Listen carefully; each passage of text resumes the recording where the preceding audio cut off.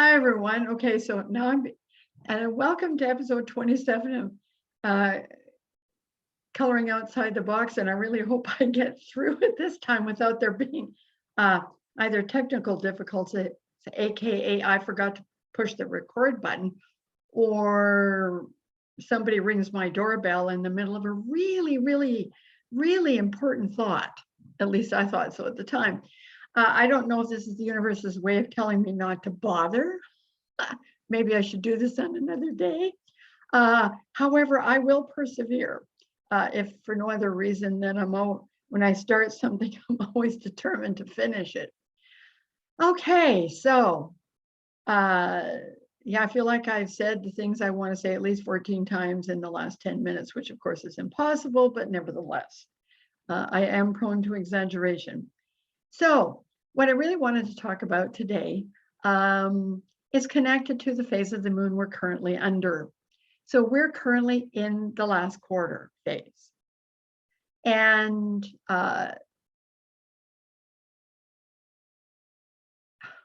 okay, now my brain's gapping out because going, okay, so which of the last several scripts do you want to use this time? Anyway, and I'm not sitting comfortably, and I'm not starting this podcast again, so I'm sorry you're going to have to watch me fidget. Okay, so last quarter. So the last quarter is the seventh of the 8 phases of the moon that we in the Western world often work with. Now you'll notice calendars only have 4, but they're actually 8 phases. So the last quarter is the 7th phase. And it is part of the waning phase of the moon. So we're heading into darkness. However, so we're just past the full moon, and of course the full moon illuminates everything, and we can see where we're at, and we can figure out, what it is we are taking from the experience that we had, and what we're going to leave behind, at least what we think we're going to leave behind. So we've got all this material coming out of the full moon, and so we move into the disseminating phase, which is all about sharing experience, talking about where you're at, sharing with others. I already said that, sorry about that. And now we're moving into the last quarter. So what's the purpose of the last quarter? Well, it's, we continue the process that we began in the disseminating moon, which is essentially separating the wheat from the chaff. So when we're in a last quarter phase, we are getting ready to release. We're getting ready to let go of anything that we don't feel works for us anymore. Now that could be in an overall sense over, say you're in a big cycle in your life, you're going through a major transformation, and this is just one itty bitty bit of it, even though at times it can feel like it's the whole thing, and you just, you can be on high alert during this phase, because as you're trying to do that and the light is beginning to wane and you're moving into the darkness is about going inside. That's what it's always been about. It's about knowing yourself on the inside, not always looking to what's happening in the outer world to sort out where you should go and what you should do, which is really, if you think about the phases, it's from the new moon to the full moon. It's all about, starting to build something, taking it outside. So, sometimes when we look at the phases of the moon, we don't actually look at them in terms of where the light is and where the dark is. And so we look to the new moon as some big initiation phase. Well, it's an initiation phase on an internal level because we're still in the dark, right? So we're moving back into the dark. And why are we doing that? Well, we do that so that we have the opportunity to truly internalize all the things that have become obvious to you, and internalize them so they become part of the fabric of who we are. So the only way that we can actually do that is to release what no longer functions. Now that can be stuff that's come along during this particular cycle of the moon, or it can be something that you've been carrying for a long time. our consciousness doesn't necessarily tend to separate those things out the way that our rational mind wants to put things in sequence, and life is more like a spiral most of the time, or a circle, and less like a straight line. So there's going to be a concentration of energy right now, because this last quarter is hanging out in the sign of Capricorn, which is very practical and very realistic. And it's going to be working with the energies of Venus, Mars, and Pluto. So there's a lot of intensity and energy. It can amp up your you could feel more energized at the same time that you're being drawn inward, which can seem somewhat counterintuitive to us, because especially in our part of the world, we tend to think of action as something that needs to be taken outwardly, not inwardly. So we can draw more into ourselves. We can begin to really internalize things that are important to us, and have a sense of what future or direction or action we might take. It's just now is not the time, because the light is waning. So, and of course, Capricorn the sign of Capricorn is often reluctant, unless it can see a practical purpose to letting go of things.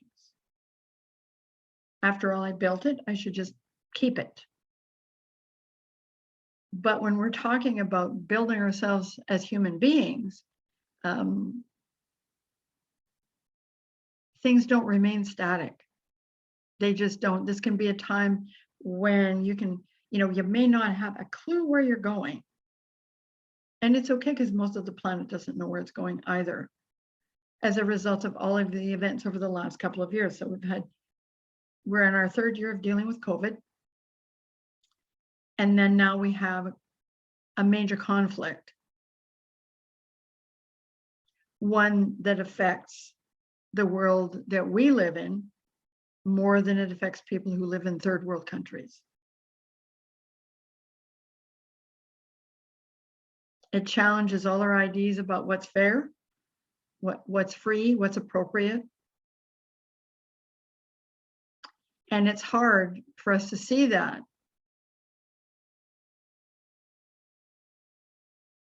It feels limiting, it's fearful.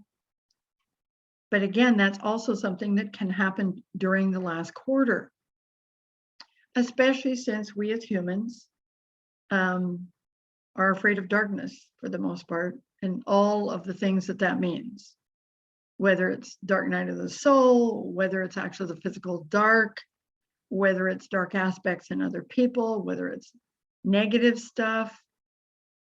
But we have to confront those aspects of ourselves. We have to, and I don't mean confront in the sense of obliterate, I just mean confront, acknowledge it exists. Because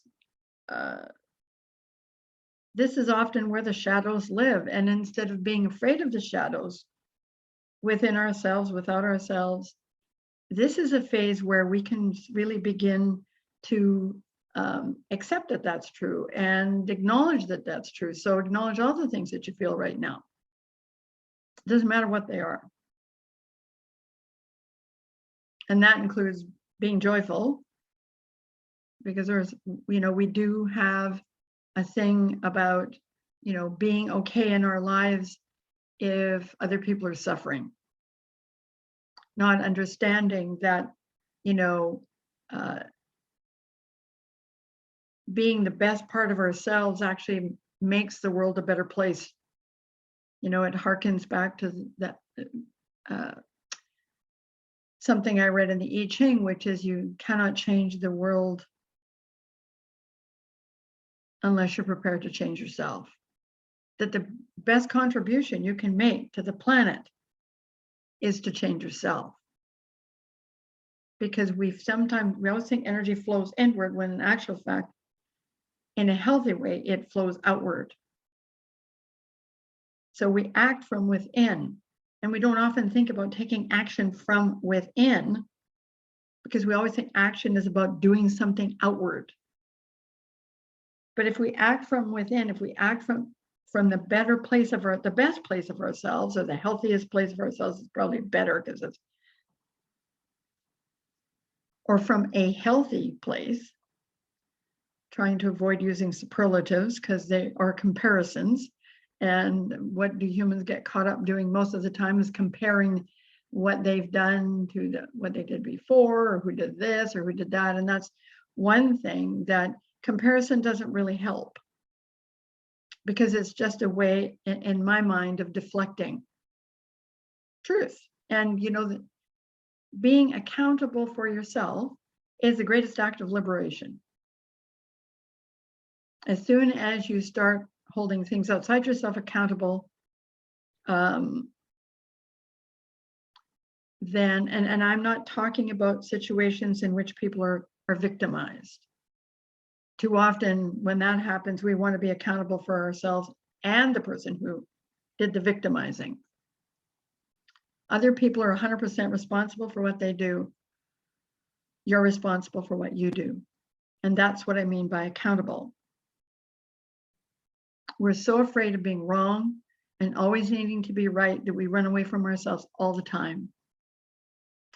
And one of the things about the last quarter is it's a very internal experience. And its job is to show us the truth, that what's inside us, all of what's inside us, makes up who we are. And unless we know those parts and accept those parts, now that's not a license to do whatever you want. What it is a way of recognizing the power lies within. And that's a scary concept for lots of people. I know for a long time it was a scary concept for me. Because, what we're seeing in the world and what we've been grappling with over the last couple of years, and for at least in a really, really obvious way, like can't avoid it obvious way, is this human need to have power over, whether that's people, circumstances, the planet, ignoring reality of the thing, that there are consequences to what we do, whether we're around to see them or not. So again, this is the last quarter. So what's happening in the Ukraine is a perfect example of what we're dealing with, because it's about past actions coming home to roost, about trying to work out something from the past that has not been resolved. And other people having to suffer the consequences of the choice of others to seek to exert authority in places and spaces where it is not appropriate. The desire of one government to override the needs and wishes of another sovereign state is no different than us in our infinite wisdom sometimes trying to exert authority over other people in our lives, or them trying to do that to us. But the other part of what's happening is we can see very clearly that the energy of the Venus-Mars, although there's a push, because Mars is very confrontational, what has happened is, because Venus and Mars are hanging out together with Pluto, first of all, it's difficult to determine what the outcome will be, but you can see that. So rather than the countries in the West deciding to go to battle in a conventional way, they have decided to attack the source of the money, which is very much Venus ruled. So, one of the valuable things about what we're seeing, if you're learning anything about astrology, is we see how Venus and Mars, what Mars wants to do and what Venus chooses to do is different. because Venus can be quite warlike when she wants to be. So, it's funny because I feel like there are things that I said in my other 2 attempts to do this podcast that I'm somehow overlooking, but I guess I'll just have to trust that what I'm saying right now is exactly what needed to be said. Never mind what I said before. Anyway, and my brain can't remember pretty much most of what I said. So as you're working with this last quarter phase, understand that whatever you feel you need to let go of, whether it's a thought, a feeling, a set of circumstances in your life, whether it's relationships, it's money, whatever it is, because when Venus and Mars come together, we tend to think about relationship. Whether, if there are consequences in your life that are really, how should I say, haunting you in a way and won't let go. If you feel, that there are things that you simply can't stop thinking about, please pay attention to those things. Something else is trying to communicate with you. And so you can either be obsessing about something because it really needs to be processed, or you can be can't talk. Or you're obsessing about something because you're trying to distract yourself. Did I already say that? I can't remember what I just said 10 seconds ago. Anyway, so pay attention, take a lot of deep breaths. Find something that makes you smile.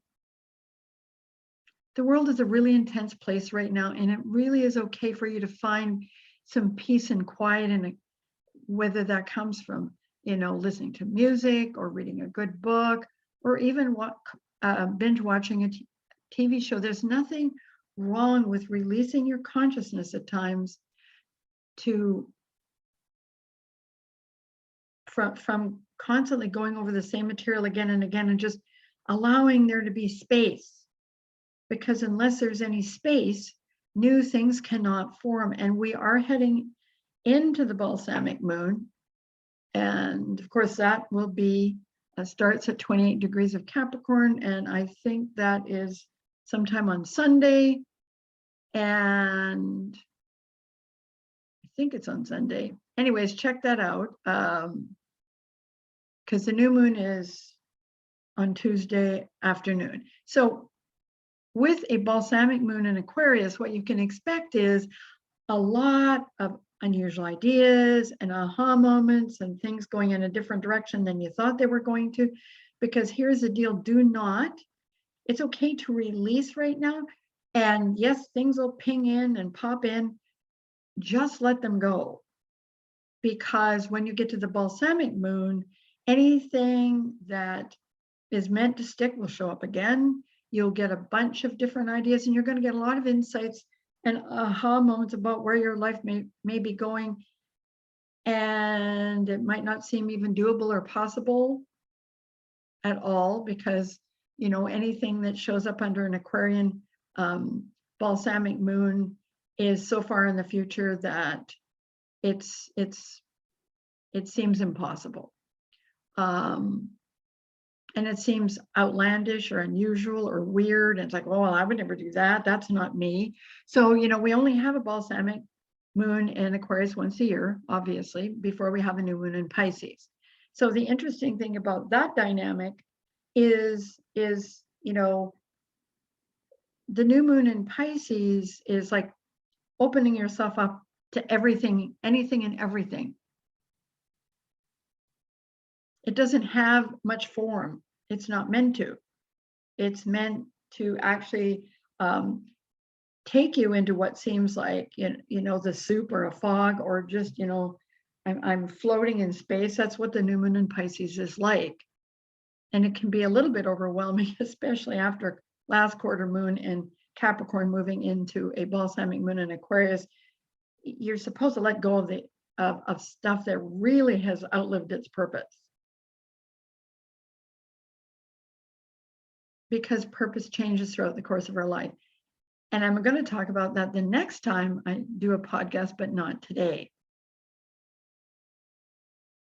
So I know this isn't an easy time, and I wish that it was, because just as everything started to open up, now we have something else in our consciousness that makes us feel like life is closing in on us.